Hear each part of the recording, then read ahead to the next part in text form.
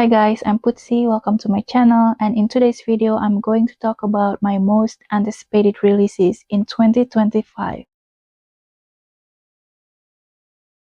Guys, I'm currently doing a bookish week, kind of like bookmas, vlogmas, posting every day in a week, but this is my second or third time filming this specific video and also the other one from before, and the first few times I filmed it was just really bad.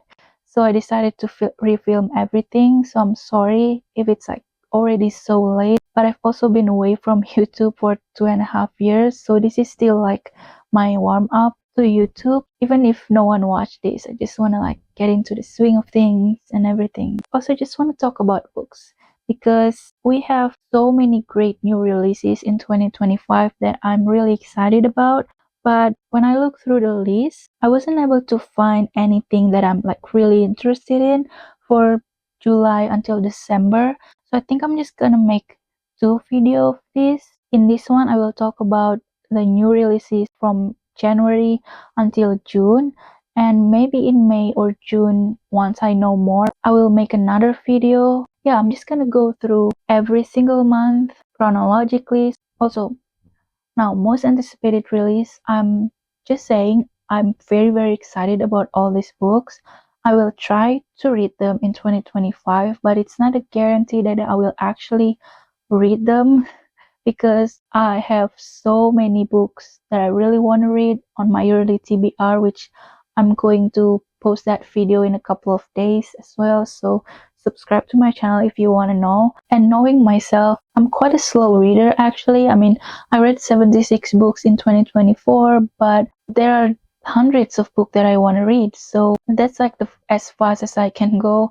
I don't know, with me going back to school in 2025, I still have to work, and me really want to go back doing YouTube. I don't know if I can also read as much as I did in 2024, but let's see, like hoping I can actually read all of these books as well, because the books that will be released do sounds really interesting. So first, in January, I have 3 books. The first one is The Crash by Frida McFadden. Now, I've read a lot, almost all of them, at least like 70% of her catalog, or maybe 50, I don't know, because she releases so many books. It feels like every 2 or 3 months she keeps coming out with new releases. Or is that just me? But I feel like there's a lot of books from her in 2024 alone. Thankfully, I really like to read thriller books, more like listening to the audiobooks, more than read it physically or on Kindle, which is why I was able to read so many of her books in 2024. So far, I really like it in general. I like her writing. I think her books are always like makes me shocked at the end, even though every single chapters I was like making theories. Oh, this is how it's gonna be. Oh, this is the person who did it. Oh, this is that. Every single chapter it keeps changing, and by the end of it, I was still shocked. So I'm really excited to read this one. Obviously, I don't know what it's about, but I'm excited regardless. Next is another thriller by Alice Finney called Beautiful Ugly. I've read 2 of her books before, Rock, Paper, Scissors and They See Darker. It's kind of similar to how I feel with Frida McFadden. Every single chapter, I just keep making theories, and by the end, I'm shocked. The plot twists are always crazy. I think I love Rock, Paper, Scissors more than They See Darker, so we'll see how I feel about this one. And the last one from January is Onyx Storm by Rebecca Yarros. It's the 3rd book from the Fourth Wing series. I think it's actually called the Empyrean series or something like that. Guys, I actually haven't read Fourth Wing, but I do have the book physically. I actually have Fourth Wing and Iron Flame, 2 copies of each. So yeah, that's bad. Yeah, I think knowing me and my taste, I think I will like this, which is why I just have such faith in what other people's opinion are and think, oh, I think I will also like this. So I bought 2 copies of each. I will put those 2 books in my 2025 TBR, so hopefully I will be able to get through it and read Onyx Storm all at once. In February, there's also 3 books that I'm interested in. The first one is Deep End by Ellie Hazelwood. I haven't read anything by Ellie Hazelwood. Always wanted to, but for some reason I always put it to the side. but maybe Deep End will be the first one, or maybe Bride. I really want to read that. Yeah, I just still put this book in here because I'm always interested in her books. I just don't know why I haven't actually read them. Next is The Charlie Method by L. Kennedy. It's the third book from the Campus Diaries series. It's a spin-off series of Campus series, and I really love Off Campus. I haven't read the first two books in this series, guys. I don't know why. I know I probably will love it, but again, always push it to the side because I'm in the middle of so many series and I just don't really want to start another one. And I don't know if I'm going to be able to read it in February, but I'm still putting it here because I just want to read this series in general. If not, maybe just the first one. Third book from February that I'm excited about is Sight and Sparrow by Brian Weaver. It's the third book from this series. Again, I also haven't read the first and second book, but I really want to read them, especially the first book. I've heard great things about it. Not so much for the second book actually, but I'm still putting it here because it's also one of the series that I really want to get into. So for March, I actually have four. The first one is Oathbound by Tracy Dion. It's the third book from the Legend-Born Cycle series. I actually have read the first book on this. I haven't read the second one, but I really want to. I think I have it here. The second book is called Bloodmark. Really like this series. It's an urban fantasy, Greek mythology retelling, I think about King Arthur, if I'm not mistaken. It's been years since I read the first book, but I remember I really liked it. It's quite unique actually. There's a lot going on in this book, but also very easy to read, like quite fast paced, but at the same time it took me a while to like understand remembering the names or understanding the words and everything. Obviously it's a fantasy, but it also just doesn't feel like it because it's urban fantasy and it also set up in a very prestigious university, kind of like Yale or something like that. So obviously it gives off that dark academia feel. It also have some secret society involved in it. Like there's a lot of interesting thing going on in this book. And I just next is a book by Ava Reed called Fable for the End of the World. She's also the writer of A Study in Drowning. Haven't read that book. I don't know if I will. Actually not that interested in that one, but I do interested in this based on the cover alone. The cover looks amazing. Love the color combination, and I think it will be a romantasy, FF romantasy. That sounds interesting, very intriguing. So I put it here. Don't even know what it's about. I just saw the cover and like, yeah, that will be on my list.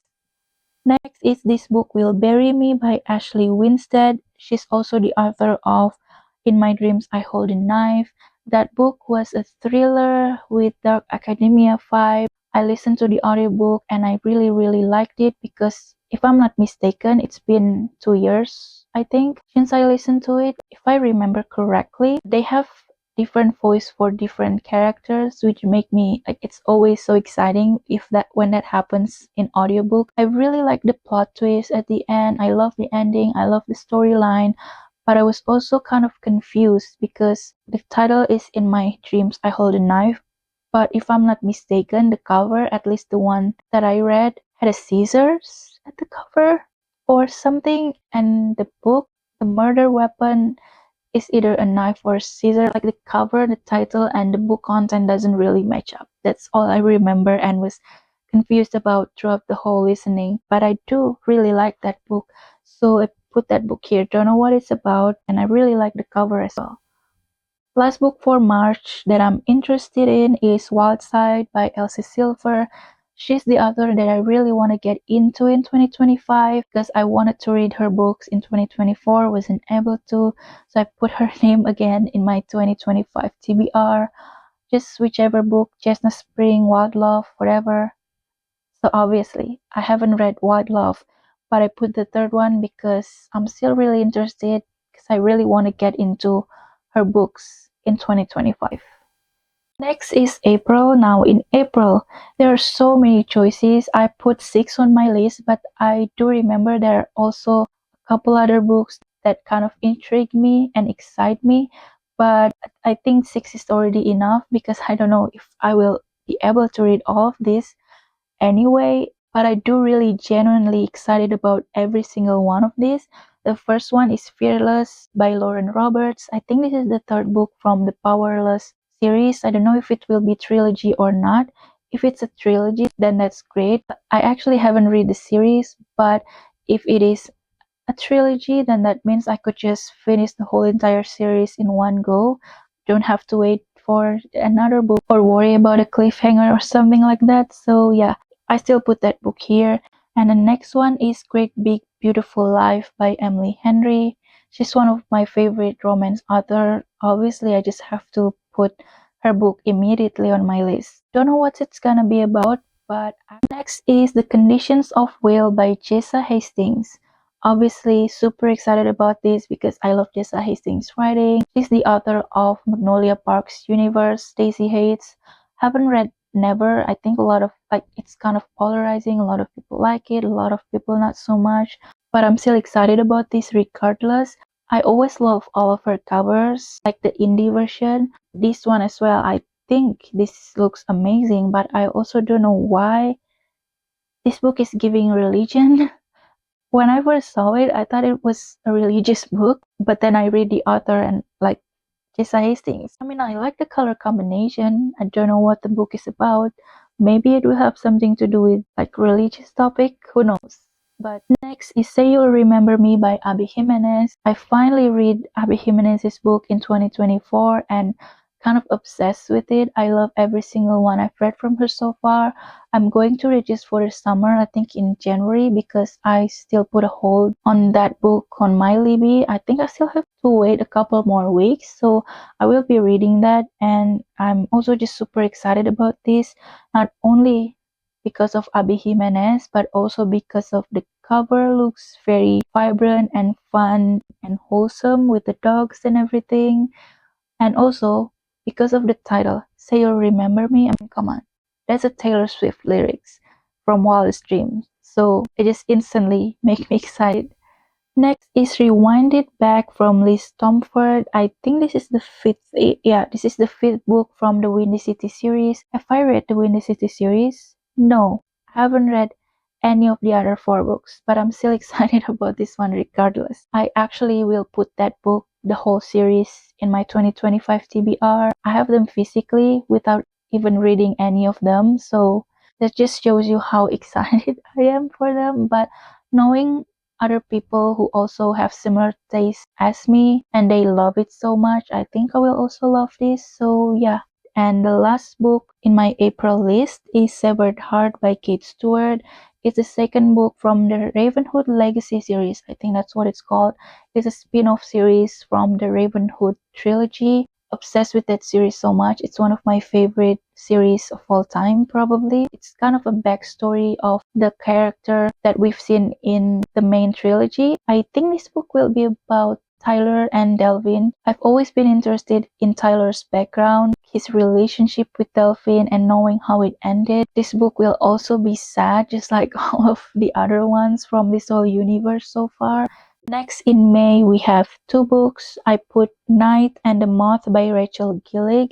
She's also the writer of the Severed King duology, which I truly adore, especially the second book. And that just makes me really excited. Knowing her, I think it will be yet another quite atmospheric fantasy book. I don't know what it's about actually, but I really like the cover. Like, it intrigues me so much because we have like half and half. She's in a very beautiful flowy dress and half with the warrior armor suit. I don't know if it will be like a secret identity, kind of like Mulan or something, like who knows, but I'm really excited. Second book I have in May is the third book from Lakefront Billionaires from Lauren Asher. As of right now, when I'm filming this, I haven't been able to find the details like the title and the book cover. I've read the first two books from this series in 2024, obsessed with it, really loved it way more than the Dreamland Billionaire series. I think mainly because even though it's also yet another billionaire main character, they are also touched on heavily on like family dynamic, parents, siblings, and all of that, which I really love because I'm such a family person. So I'm just obsessed with this series in general. So obviously I just have to put the third book in here.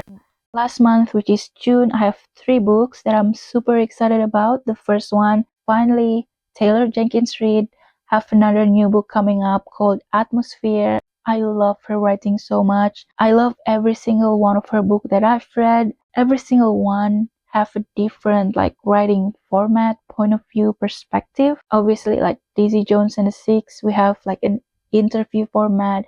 In Malibu Rising, it's set up in 24 hours. So like every single one is different. So I'm excited to see how she's going to write this one. Don't know the main character, probably already mentioned in her previous books, but I haven't read Carrie Soto is Back and I really want to. I don't know why I keep holding that off. I think I will try to read that first before I read Atmosphere, just in case this character is mentioned in that book or previous ones. Next is Bury Our Bones in the Midnight Soil by V.E. Schwab, another author that I really want to get into. It's been years. I have so many of her books physically. Adelaru, what's that trilogy? The one with the magic, the Darker Shades of Magic trilogy. But I haven't been able to read any of them. I don't know why I keep putting them off because I genuinely think that I will love her books, but I don't know why I haven't. So maybe I will read this book first before the other ones, who knows? But regardless, I always really do get excited every time she comes out with a new book. And last but not least, Sounds Like Love by Ashley Poston. She is the writer of The Dead Romantics and The 7 Year Sleeps. And I do love The 7 Year Sleeps. The Dead Romantics, not so much.